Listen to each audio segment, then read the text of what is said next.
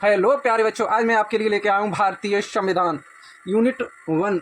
भारत में राज्य व्यवस्था या पॉलिटी। भारत में शासन जब नियम व कानून लागू का प्रावधान। हम समझेंगे कि कोई व्यक्ति है जो नियम और कानून को लागू करेगा तभी वो शासन करेगा। वर्तमान में जो सत्ता है उसमें विधायिका, कार्यपालिका और न्यायपालिका है। विधायिका का कार्य क्या है? विधायिका का कार्य है कानून बनाना। और कार्यपालिका का क्या काम है? कानून को लागू करना। और न्यायपालिका का कार्य है कानून का पालन या संरक्षण करना। सत्ता के भारत में कितने स्तर हैं? सत्ता के भारत में जो आपके स्तर हैं वो 3 स्तर हैं: केंद्र, राज्य, स्थानीय स्वशासन। और विधायिका, कार्यपालिका और न्यायपालिका की जो व्याख्या करता है वो भारतीय संविधान करता है। संविधान का निर्माण किस तरह हुआ, विकास किस तरह हुआ, स्वरूप किस तरह हुआ और स्थिति क्या है। संविधान की ऐतिहासिक पृष्ठभूमि। अहम भूमिका। भारतीय के संविधान में ब्रिटिश का प्रभाव सर्वाधिक रहा है।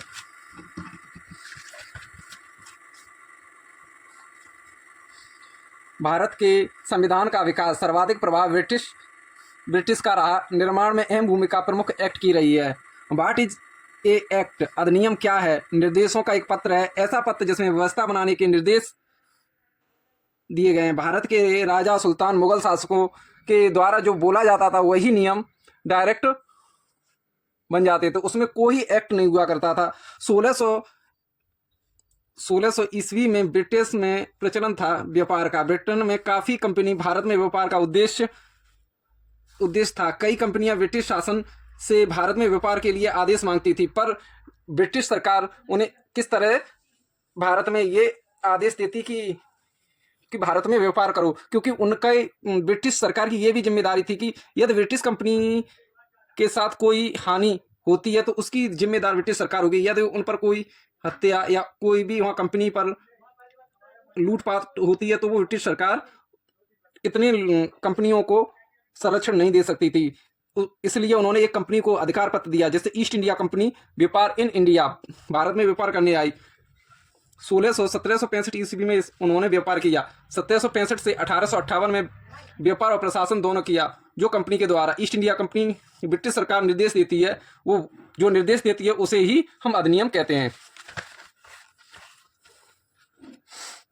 भारत के संविधान का विकास। अधिनियम, कंपनी एक्ट और साई क्राउन एक्ट। 1765 से 1858 भारत का प्रशासन ब्रिटिश सरकार ईस्ट इंडिया कंपनी भारत की जनता पर शासन करेगी। 1858 से 1947 में भारत का प्रशासन ब्रिटिश सरकार भारत की जनता पर करेगी।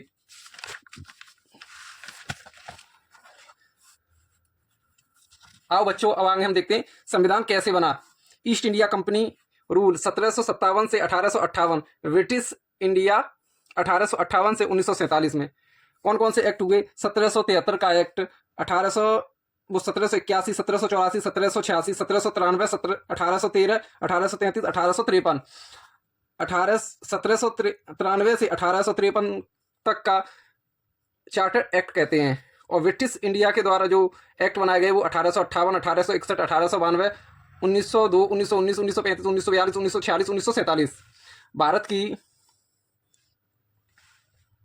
भारत की स्वतंत्रता से पहले पारित महत्वपूर्ण अधिनियम, रेगुलेटिंग एक्ट ऑफ 1773, इसे हम हिंदी में विनियम अधिनियम भी कहते हैं। भारत में अंग्रेजों का ईस्ट इंडिया कंपनी का प्रशासनिक विस्तार।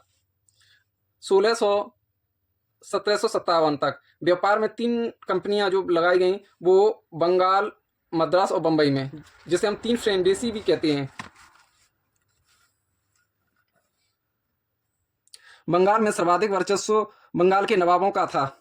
1757 में प्लासी का युद्ध हुआ, जिसमें रॉबर्ट क्लाइव वर्सेस सिराजुद्दौला, जिसमें विजय हुई आपकी रॉबर्ट क्लाइव की और सिराजुद्दौला की हार हुई।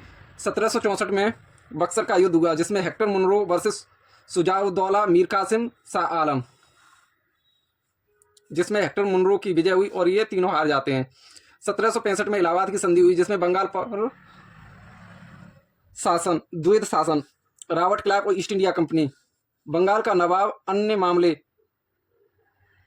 और बंगाल का गवर्नर जनरल टैक्स वसूलेगा, और अन्य मामलों का टैक्स भी बंगाल का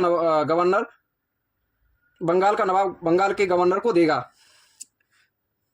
प्रथम बंगाल का गवर्नर रॉबर्ट क्लाइव बना। 1765 में ब्रिटिश को ज्यादा फायदा नहीं हुआ और 1765 से 1773 को लूट काल कहा गया।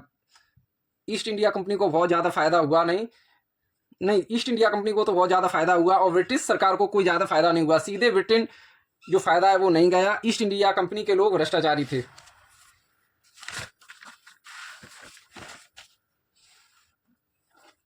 रेगुलेटिंग एक्ट 1773 इसे विनियम अधिनियम भी कहा गया, क्योंकि 1765 से 1772 के समय में ब्रिटिश को अपेक्षित लाभ नहीं हुआ। इस कारण ही ईस्ट इंडिया कंपनी के कार्यों पर नियंत्रण करने के लिए ब्रिटिश सरकार का पहला एक्ट भेजा गया। 1773 में ब्रिटिश के पीएम लॉर्ड नॉर्थ ने समिति गुप्त या सीक्रेट कमीशन की सिफारिश पर रेगुलेटिंग एक्ट बनाया।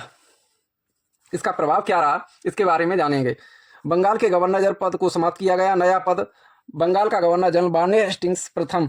अधिनियम अधिकार क्षेत्र बंगाल, मद्रास और बंबई। अधिकार सिर्फ बंगाल। 1773 का एक्ट का प्रभाव कंपनी के कर्मचारियों पर रोक, निजी व्यापार गिफ्ट पर प्रतिबंध। ये भ्रष्टाचार रोकने के लिए ब्रिटिश सरकार ने घोषणा की कि भारत में व्यापार का कार्य ईस्ट इंडिया कंपनी के अंतर्गत, परंतु शासन सीधे तौर पर ब्रिटिश का है, लेकिन ईस्ट इंडिया कंपनी के द्वारा निर्गत हो रहा है।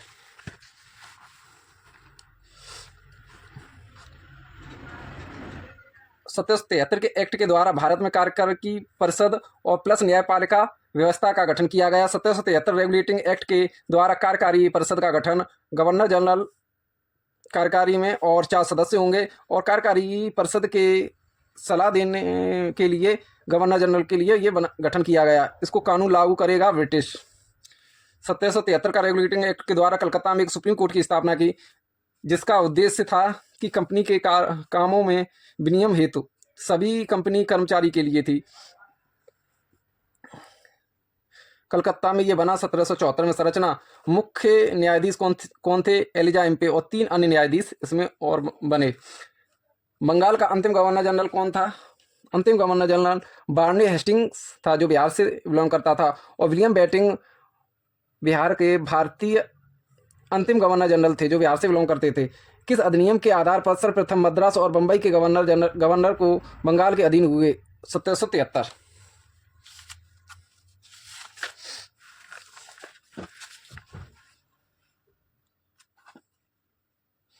संशोधनात्मक अधिनियम 1781 में। इसका उद्देश्य था बंगाल के गवर्नर जनरल की शक्तियों में विस्तार। बिहार उड़ीसा संबंधित मामलों पर फैसला लेने का अधिकार गवर्नर जनरल ऑफ बंगाल को दिया गया।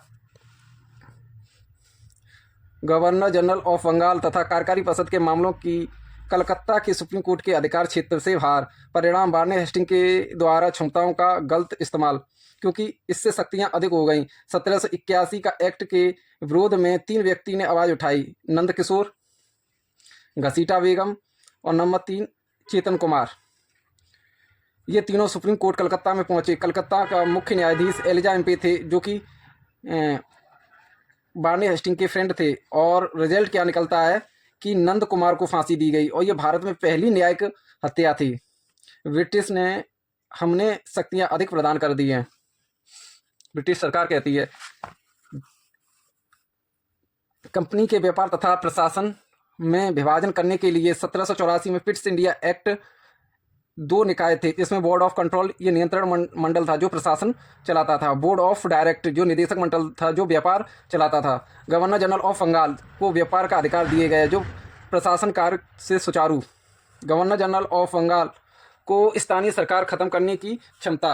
कार्यकारी परिषद के सदस्य 4 से बढ़ाकर 6 कर दिए गए। पिट्स इंडिया एक्ट 1784 के विरोध में बार्ने हेस्टिंग्स लंदन गए और उनके रिजाइन की मांग हुई। वहाँ बार्ने हेस्टिंग पर आरोप लगाया गया देशद्रोह का, क्योंकि निजी फायदा और देश हित नहीं है।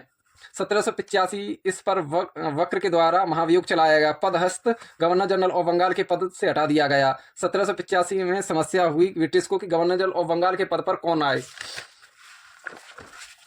संशोधन अधिनियम 1786 का उद्देश्य था कि लॉर्ड कॉर्नवालिस की शर्त के आधार पर, क्योंकि कॉर्नवालिस चाहते थे कि मुझे कुछ शक्तियां दी जाएं, उसके बारे में हम आगे पढ़ेंगे। गवर्नर जनरल ऑफ बंगाल को प्रधान सेनापति शक्ति दी गई, जिसे हम कंपनी इन चीफ कह सकते हैं।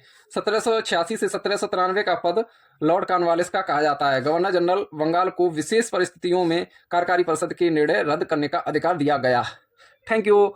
आगे की वीडियो यदि आप चाहते हैं तो चैनल को सब्सक्राइब और कम से कम 4 व्यक्ति को शेयर जरूर करें। धन्यवाद।